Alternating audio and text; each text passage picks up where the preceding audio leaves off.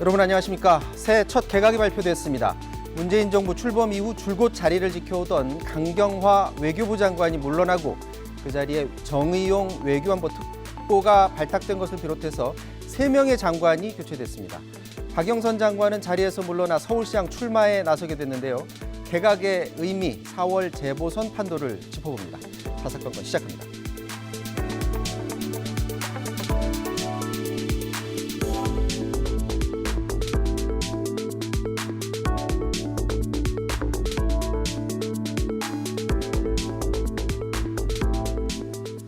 네, 여의도 사사건건 오늘은 정청래 민주당 의원, 권성동 국민의힘 의원 나오셨습니다. 안녕하십니까? 네, 안녕하세요. 자, 오늘 세계부처 장관 개각부터 먼저 짚어보도록 하겠습니다.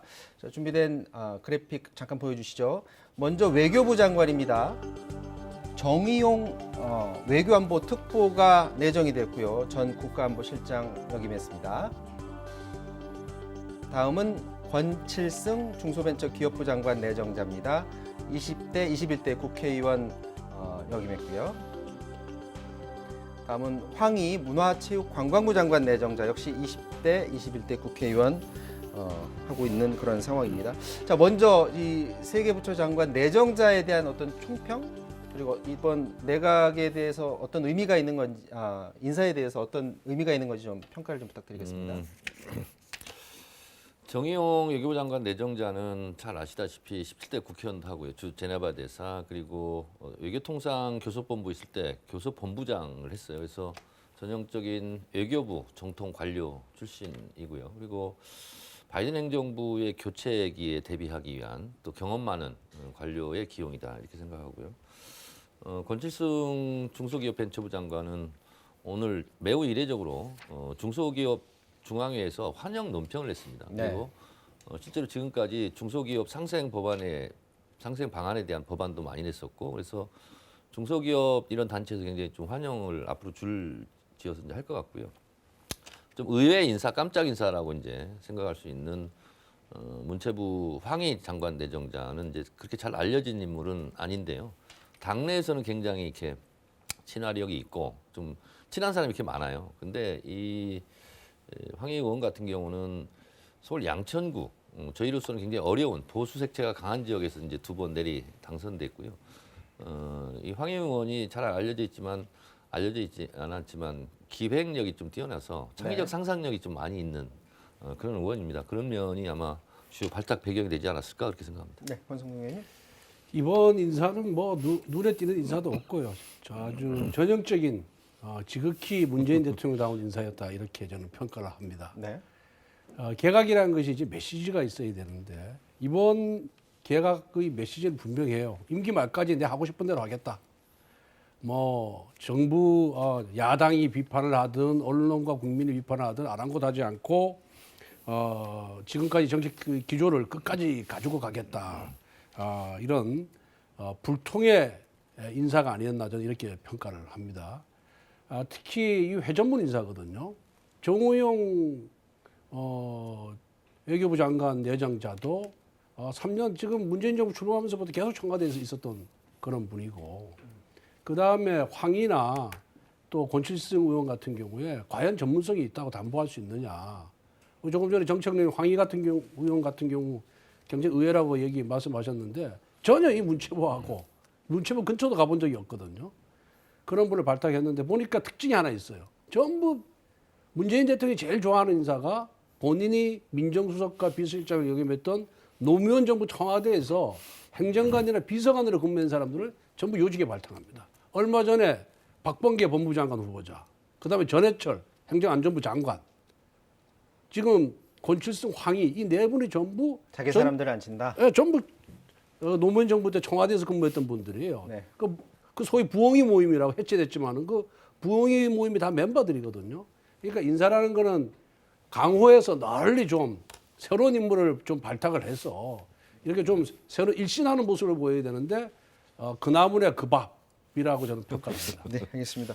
자, 물론 이제 별 의미가 없다고 평가를 하셨지만 이제 국민들은 저 외교부 장관 같은 경우에는 강경화 장관 후임이 누가 될지 이제 관심이 있었는데 정의용 내정자에 대해서 어떤 배경에서 뽑았는지 한번 배경 한번 들어보도록 하겠습니다.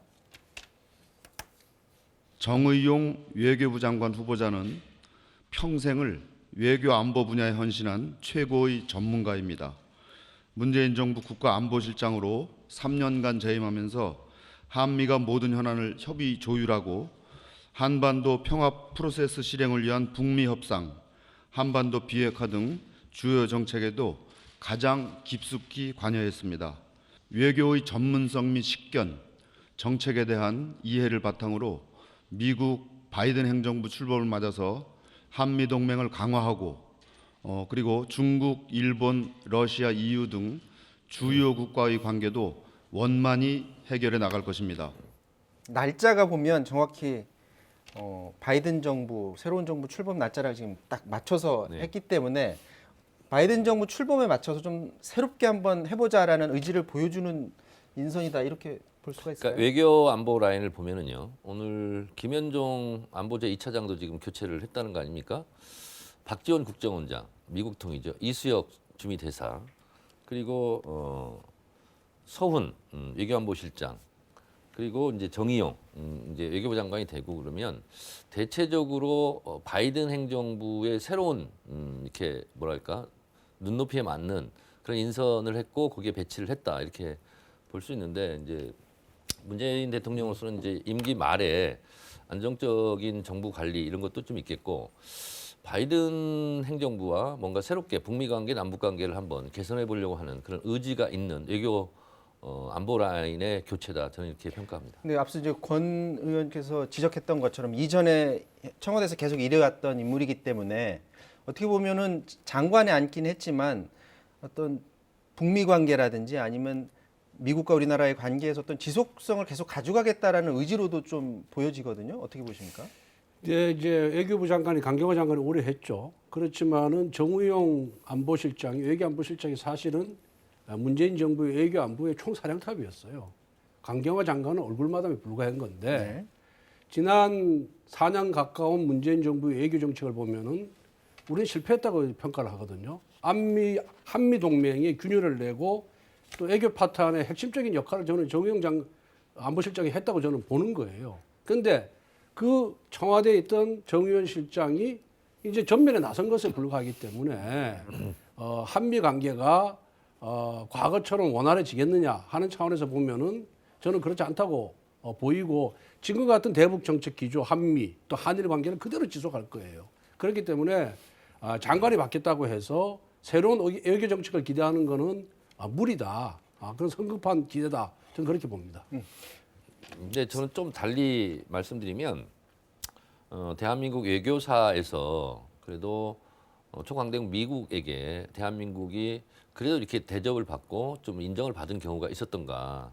예를 들면 정의용 안보실장 같은 경우는 트럼프 대통령 때 실제로 대통령을 방문해서 어떻게 보면 좀 대등한 관계 속에서 백악관 앞들에서 그 기자회견도 하고 그런 대우를 받아본 적은 없었어요. 그래서 트럼프 행정부 때 그리고 문재인 정부 때 한미동맹이 균열이 있었다. 오히려 사실은 워킹 그룹으로 인해서 오히려 미국에 더 질질 끌려가는 거 아니냐 할 정도로 사실 한미동맹이 깨졌다기보다는 한미동맹이 너무 좀 지나치지 않았느냐 할 정도로 그렇게 저는 평가를 하고 싶고요. 그리고 이제 정의용 장관 내정자가 실제로 이제 주미대사관에서 이제 공사로도 근무한 적이 있고 그래서 꼬인 북미 관계, 남북 관계, 한미 관계를 오히려 좀 푸는 그런 역할을 부여를 하기 위해서 외교부 장관이 내정하지 않았을까 이렇게 생각합니다. 미국 백악관에 가서 대등한 관계를 한미가 대등한 관계를 형성했다는 거는요. 그거는 뭐 우리 정청래 의원님의 생각이고 외교안보 전문가들은 그렇게 생각을 안 합니다. 우리가 한미 관계가 균열이 나고 파탄이 나고 미국이 대한민국을 사실상 불신을 하고 있었어요. 미국 외교정책 전문가들이 그만큼 원활한 동맹관계를 형성하지 못했다는 것이고요.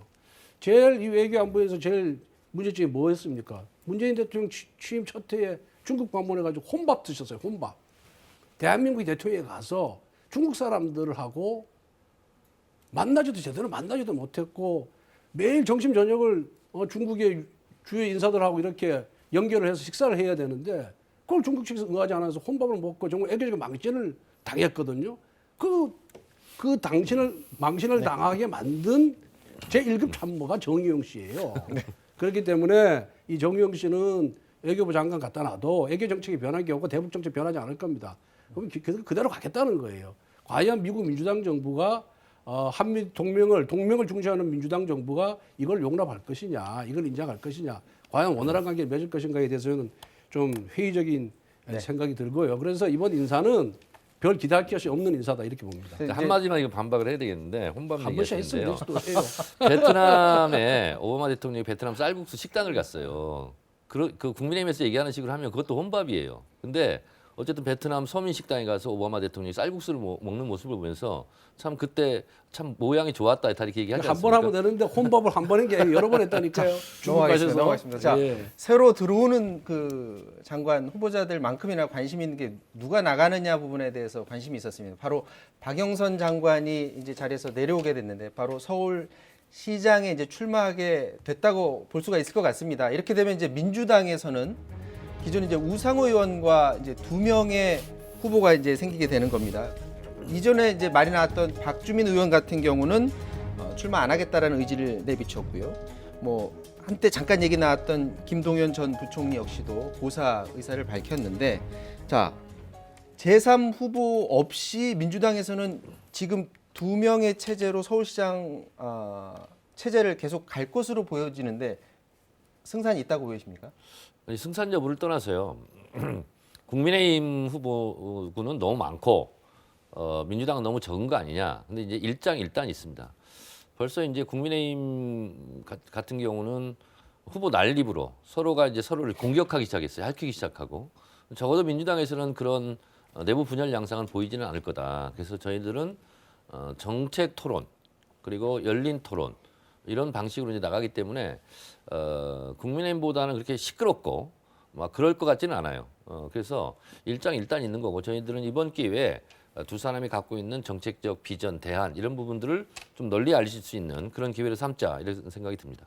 반면에 이제 국민의힘에서는 오늘 보니까 그 박원순 10년에 대한 평가회 가졌더라고. 여기에도 보면 후보자들 다 많이들 참석을 했고 뭐 대권 후보군으로 불리는 사람들도 지금 나왔다고 하는데 주된 뭐 여러 가지 얘기가 있었는데 부동산 문제를 이전 박원순 서울시장 시절의 어떤 실정으로 지금 꼽았다고 해요. 그럼 이렇다고 하면 이번 그 4월 재보선에 부동산 문제를 화두로 던져서 서울 시민들을 설득하겠다 이렇게 또 전망도 할 수 있을 것 같은데 그렇게 보이십니까? 예. 서울 박원순 10년 시정의 가장 큰 문제점이 부동산 정책 실패거든요. 그게 결국은 이 중앙정부인 문재인 정부와 박원순 서울시정이 서로 정책적인 혼선과 잘못으로 인해서 부동산 가격이 뭐 3배 이상 급등했지 않습니까? 그래서 국민들이 지금 문재인 정부에 대한 지지를 처리하는 가장 큰 이유가 부동산 정책 때문에 그런 겁니다. 각종 여론조사에서 보면은. 그렇기 때문에 이 부동산 시장의 복원, 그다음 부동산 가격의 안정화 이것이 이번 선거의 주된 이슈가 될 것이다. 그래서 우리 뭐 이명박 정부나 박근혜 정부 때 또 박원순 시정 이전에 오세훈 서울시장일 때는 부동산 가격이 안정이 돼 있었어요. 그래서 그 부분에 있어서 우리가 강점이 있기 때문에 오늘 논의 자리에서도 새로운 부동산 정책 대안 이런 것이 주되게 제시될 것이고 이 부분을 갖고 서울 시민들을 설득하는 그런 선거운동을 해야 된다고 생각합니다. 네. 뭐 이제 앞으로 경선이 어떻게 치러지는지 좀 지켜봐야 되겠는데 아무래도 이제 야권 같은 경우는 단일화 부분에 관심이 굉장히 큽니다. 근데 안철수 대표 같은 경우에는 입당 없이 단일화에 참여하겠다라고 하면서 국민의힘에 들어가지 않은 상태에서 경선을 한번 해보도록 하자라고 했는데 김종인 비대위원장은 단칼에 거부를 했거든요. 영상 잠깐 보고 말씀 나누도록 하겠습니다. 제1야당에게 제안합니다. 국민의힘 경선 플랫폼을 야권 전체에 개방해 주십시오. 제1야당이 주도권을 가지고 야권 승리를 위한 개인 메이커가 되어 주십시오. 기꺼이 참여하겠습니다.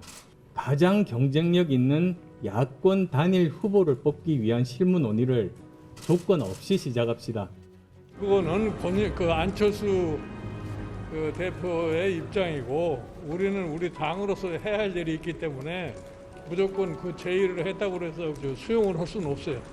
그 사람은 국민의당 후보로 나오겠다는 거고, 그 우리 당의 후보가 확정이 된 다음에 그 다음에 단일화라는 것이 이루어질 수 있는 것이지.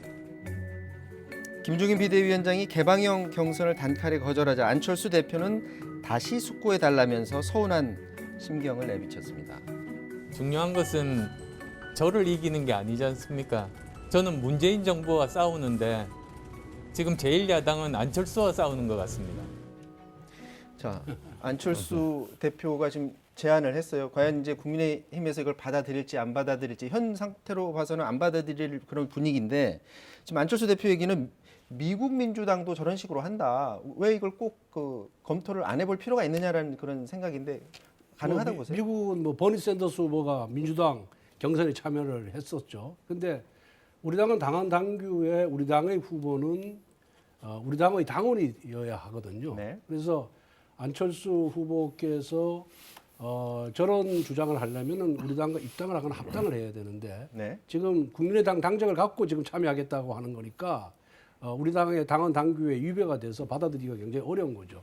당헌 당규라는 것이 일반적으로 보편적으로 적용이 되어야지 특정인을 위해서 당헌 당규를 개정하거나 이러면 그거는 위인 설법이 되는 거 아니겠습니까? 그래서 그건 바람직하지 못하다 이런 생각이 들고요. 제가 안철수 대표라면은 저렇게 안 하고 차라리 국민의힘에서 경선 방식을 정해달라.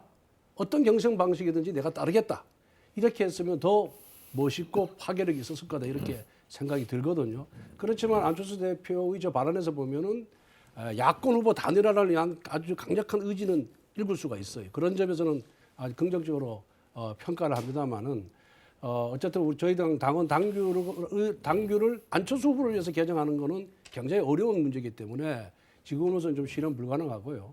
그게 안 된다 그런다면은 국민의힘 후보를 뽑고 또 국민의당 후보를 뽑아서 결선 여론조사로서 야권 후보 단일화를 이루는 방법밖에 지금 없다 이런 생각이 들고 그 부분도 굉장히 저는 실현 효과가 있다고 생각합니다. 우리 당의 경선 과정을 통해서 국민적 관심을 제고를 하고 그다음에 많은 국민들 우리 당에 관심을 기울이게 한 다음에 최종적으로 하면은 옛날 박영선, 박원순처럼 굉장히 실현 효과를 발생할 수 있다 이렇게 생각합니다. 정청래 의원도 동의하시죠? 지금 모양새가 네. 일단 자당 의원들의 관심을 최대한 높인 다음에 그 전에는 안철수 대표와의 어떤 단일화 없이 막판에 어떤 뭔가를 노려보는 그런 방법을 제가 사사건건 출연한 일에 네.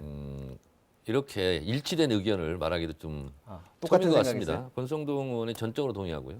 이번 국면은요 김종인 위원장이 옳습니다. 왜냐하면 안철수 대표가 오늘 또 기분 나쁜 얘기를 했어요. 국민의힘을 디스하는. 왜 나랑 싸우려 하느냐. 이게 싸우는 게 아니거든요 지금. 방금 말씀하셨다시피 국민의힘 당원 당규가 당원끼리 경선입니다. 네. 그럼 당원 당규를 그러면 안철수를 위해서 바꿔야 되느냐 이런 문제가 생기는 거예요. 그래서 물리적으로 불가능한 거예요. 그러니까 국민의힘에서는 입당해서 경선을 하는 것은 괜찮은데 그 외에는 방법이 없다. 당신을 위해서 우리가 당원 당규까지 고쳐야 되냐 이제 이 얘기거든요. 근데 이제 안철수 대표로서는 국민의힘에 입당을 하는 순간 본인도 그냥 n분의 1 후보가 된다라는 계산이 있는 거고요. 또 국민의힘 측에서는 우리가 후보를 한 명으로 뽑으면 안철수의 지지율보다 더 나올 수 있다. 이런 계산이 다 있는 거예요. 그래서 서로 계산과 계산이 지금 공개적으로 말은 안 할 뿐이지 그게 이제 부딪히고 있는 거거든요. 그래서 안철수 대표가 요구를 하는 대로 국민의힘이 들어줄 리 만무하고 또 안철수 대표도 안 들어줄 거 알면서도 저는 제안을 하는 것 같아요. 왜? 내가 이렇게 단일화를 위해서 노력했다라는 알리바이용 명분 쌓기를 지금 하고 있다 이렇게 봅니다. 그거는 뭐 안철수 후보가 우리 당을 디스했다라는 표현은 좀 과한 표현이고요. 어쨌든 안철수 후보는 야권 후보 단일화에 대한 의지가 강하고 또 이번 어제 그 주장으로 인해서 그 표출이 됐거든요. 그래서 그런 점은 우리가 이제 긍정적으로 평가를 하고 국민의힘이나 국민의당이 서로 뭐 디스하고 비판해서 서로 감정을 상하게 할 이유가 없는 거예요. 후보 단일화를 위해서 나아가면 되는 거거든요. 그렇기 때문에 안철수 후보 측에서도 국민의당 측에서도 어떻게 또 우리 당에서 어떻게 후보 단일화를 이룩할 것이냐, 후보 단일화 이후에 각 당의 입장을 어떻게 취할 것이냐에 대해서 지금부터 실무적인 논의를 시작해야 된다고 생각합니다. 그러니까 안철수 대표는 이런 것 같아요. 나는 손해보기 싫다. 국민의힘이 희생양이 돼주고 내가 재사권을 갖겠다. 저는 그런 것을 요구를 하는 건데 그것은 좀 염치 없는 제안이라고 생각하고요. 아니 그래도 제1야당인데 제1야당이 후보를 못 내는 사태 굉장히 심각한 거예요. 근데 본인은 어쨌든 본인이 후보 단일화 하자는 것은 나로 단일화 해달라는 거 아니겠어요? 말은 그렇게 하지 않지만 결국은 목표는 그거 아니겠어요? 그럼 결국은 국민의힘은 뭐 남는 게 뭐가 있어요? 플랫폼만, 잔치상만 하고 끝나는. 차려놓고 그 잔치상의 주인공은 안철수가 되는 건데 아, 그러면 그렇지 김종인 비대위원장은 않고 비대위원장 하는 의미가 없는 거죠. 그렇지 않고 우리 당의 의원들의 다수의 생각은 이번 서울시장 보궐선거에서는 무조건 야권 후보를 단일화를 해야 된다는 생각이 있기 때문에 무슨 그런 정치적인 이해 득실이 타산을 우리는 따지지 않습니다. 넘어가겠습니다. 자, 안철수 대표 같은 경우는 지금 지지율에서 상당히 앞서고 있는 상황인데 앞으로 당분간은 좀 속타는 그런 상황이 계속 연출되지 않을까라는 그런 생각도 해보게 되고요. 자, 이 얘기 좀 해봐야 될 것 같습니다. 그 사면 논란이 이전에 대통령이 기자회견을 하면서 이제 다 마무리되는 것 아니냐라고 했는데 논란이 계속 불붙고 있습니다. 대통령이 지금은 사면을 논의할 때가 아니다라고 말을 했는데 이후에 주호영 국민의힘 원내대표가 문 대통령도 사면 대상이 될지 모른다라고 말을 했고요. 이후에 양당 간 설전이 오갔습니다. 잠깐 영상 보고 말씀 나누도록 하겠습니다. 현직 대통령은 시간이 지나면 전직 대통령이 됩니다. 전직 대통령이 되면 본인들이 사면의 대상이 될지도 모르는 그런 상황이 있을 수 있습니다. 늘 역지사지하는 자세를 가질 것을 기대합니다. 현직 대통령을 향해 정치 보복을 예고하는 망언으로 또다시 헌정 질서를 어지럽히고 있습니다. 해당 발언에 대해 즉각 사과하고 두 전직 대통령의 죄에 대한 대국민 사과부터 하시기 바랍니다. 뭐 때문에 사과를 하죠? 정치 보복은 자신들이 한 것이지 저는 세상의 이치를 이야기한 겁니다. 음지가 양지 될 수 있고 양지가 음지 될 수 있기 때문에 아무리 생각을 해봐도 이건 정치 도의와 금도를 넘어선 발언입니다. 제1야당 지도자가 현직 대통령을 범법자 취급하는 것, 이런 이 저주의 발언을 서슴지 않았다는 점에서 아주 유감스럽습니다. 이건 결과적으로 놓고 보면 궁극적으로는 우리 주권자인 우리 국민을 모독하는 발언이다. 이 점도 분명하게 지적을 합니다. 청와대도 대꾸할 가치를 느끼지 못한다라는 입장을 내놨는데 저게 앞서 지금 주호영 원내대표가 해명을 할 때 음지가 양지 이 정도면 모르겠는데 직접적으로 표현을 했기 때문에 이게 논란이 되는 것 같아요. 좀 과한 표현 아니었나라는 지적이 있는데요. 그 발언을 보면은 뭐 문재인 대통령이라는 표현은 없고요. 현직 대통령이 일반화한 현직 대통령은 전직 대통령이 된다 이렇게 발언을 했지 않습니까? 그렇기 때문에 그 속뜻은 본인의 발언 경위라든가 그걸 다 종합해서 이제 평가를 해야 된다 생각합니다. 얼핏 보면은 뭐 저기 반발하는 것처럼 저렇게 받아들일 소지가 뭐 없지 않다고 보여져요. 보면은 그렇지만은 아마 그 본인이 이제 해명한 대로 일반론을 얘기했을 거라고 생각합니다. 우리 나라의 경우를 보면은 현직이 전직이 된 후에 수사와 재판의 대상이 된 경우가 여러 차례 있었지 않습니까? 노무현 전 대통령도 그렇고 박근혜 대통령, 이명박 대통령 다 그런 전철을 밟아왔어요. 그럴 때마다 그 대통령을 해당 대통령을 지지하는 국민들은 다 정치보복이라고 생각했어요. 노무현 전 대통령 640만 불 수수 그 수사할 때도 민주당에서는 정치보복이라고 그랬어요. 또 박근혜 이명박 대통령 때도 지지하는 분들은 정치보복이라고 주장을 했거든요. 그래서 이러한 우리 헌정사의 부끄러운 일, 불행한 일이 반복돼서는 안 된다. 그러니까 사면이라는 것이 그 해당 대통령을 지지하는 국민들을 통합시키는 차원에서 하는 것 아니겠느냐. 그러니까 더 이상의 그런 정치보복의 악순환, 그다음에 국민 분열 이것을 벗어나기 위해서는 사면이 필요하다. 그 정책 결단을 내달라라는 취지로 이해하면 될 것 같습니다. 네. 오기 전에 타방송국에서 나온 낮에 이제 논평하는 걸 제가 들었는데요. 국민의힘 소속 정태근 전 의원이 딱 잘라서 얘기하더라고요. 저것은 부적절한 발언이다. 이렇게 얘기를 하더라고요.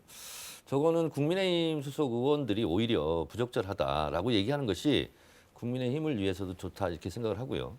이게요 지금 권성동 의원께서 문재인 대통령이란 직접 언급이 없지 않느냐 하는데 사면 될지도 모르는 이거는 앞으로 있을 일을 얘기한 거죠. 문재인 대통령을 지칭한 거죠. 이건 주어 없다라고 나경원 전 의원이 얘기했던 건 비슷한 건데 이 부분은 정확하게 부적절하고 잘못된 발언이다. 사과하고 지나가는 게 맞다라는 생각이 들고요.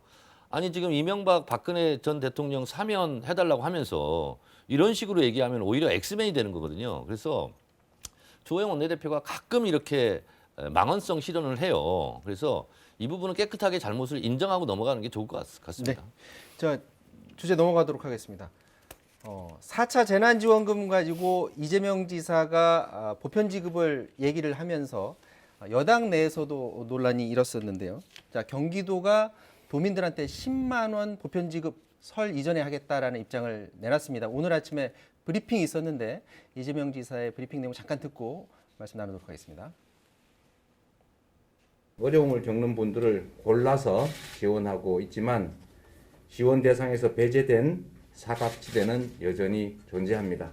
언젠가 코로나19가 끝나서 일상으로 돌아간다 해도 그 사이 우리 경제가 무너져 버린다면 경제 회복을 위해서 감당하기 어려운 대가를 치러야 합니다. 경기도는 작년 4월에 이어서 지역화폐로 2차 재난기본소득을 전 도민에게 지급하기로 결정했습니다. 지금처럼 방역수칙을 준수하면서 일상적 소비 활동을 해 나가신다면 소액을 지원받았다고 해서 방역에 지장을 초래하지는 않을 것으로 확신합니다. 자, 경기도의 보편 지급 방침에 대해서 민주당의 이낙연 대표가 방송에 나와서 이런 얘기를 했습니다. 좌측 깜빡이를 켜고 우회전을 하는 것과 비슷할 수 있다라고 하면서 어떻게 보면 정면으로 비판하는 말을 했는데, 물론 이제 뭐 이걸 대선 후보군 간의 어떤 구도로 볼 수도 있지만 지금 보편 지급, 그러니까 4차 재난지원금을 어떤 방식으로 지급하느냐를 두고서도 역시 논란이 일고 있는 상황인데, 문제는 이게 지금 경기도만의 상황이 아니고요. 지금 다른 자치단체들도 설 전에 어떤 보편 지급을 주장하는 자치단체들이 나오고 있습니다. 1인당 10만 원 지급하는 자치단체들이 나오고 있는데, 경기도 외에 뭐 예를 들어 전남, 순천이나 해남, 영암 자치단체 장들이 저렇게 지원금을 주도록 하겠다라고 얘기를 하고 있는데, 이걸 좀 종합적으로 봤을 때 이제 이렇게 되면 일부 자치단체는 지원금을 주고 아닌 자치단체도 있는 그런 상황이 됩니다. 국가가 나서서 하는 것 말고 저렇게 자치단체 차원에서 하는 것에 대해서는 어떤 생각을 갖고 있는지요? 자치단체가 기존 예산을 절약을 해서 그 남는 예산으로 코로나로 인해서 고통을 받는 분들께 지원하는 것에 대해서는 뭐 저는 그건 뭐 필요하다, 나쁘지 않다 이렇게 생각을 합니다. 그런데 과연 자치단체들이 소위 말해서 빚을 안 지고 채무 발행을 안 하고 채권 발행을 안 하고 저렇게 하느냐는 좀 잘 모르겠거든요. 근데 지금 뭐 이재명 지사도 좀 그렇고요. 다른 자치단체도 보니까 이제 지방선거가 1년밖에 안 남았어요. 그래서 약간 인기 영합적으로 움직이는 측면도 저는 무시 못한다 이런 생각을 합니다. 그리고 중앙정부에서 지급하는 거는 전 국민에게 다 보편적으로 지급하거나 전 국민 중에 취약계층을 다 지급을 해서 차별의 문제가 발생 안 하는데, 단체단체 중에서 지급하는 것도 있고 지급 안 하는 것도 있단 말이에요. 그럼 이 형평성 문제가 또 발생을 해요. 그래서 약간은 상대적인 박탈감 같은 걸 느끼지 못 받은 측에서는, 그렇기 때문에 지자체의 재난지원금 지급 문제는 네. 과연 예산에 문제가 없는지, 또 채무 발행을 안 하는 것인지, 그리고 다른 자치단체의 형평성 어떤 건지 이런 부분을 다 고려해서 중앙정부에서 어느 정도 가이드라인을 만들어주는 게 전 필요하다 이런 생각이 듭니다. 지방자치 말 그대로 자율권을 이제 존중하겠다. 대통령이 신년 기자회견에서도 밝혔고요. 저희 민주당에서도 자율권을 존중하겠다. 다만 시점은 좀 조율하자. 이제 이런 입장이기 때문에 지자체장들이 재난지원금을 하는 것은 이제 풀린 상태죠.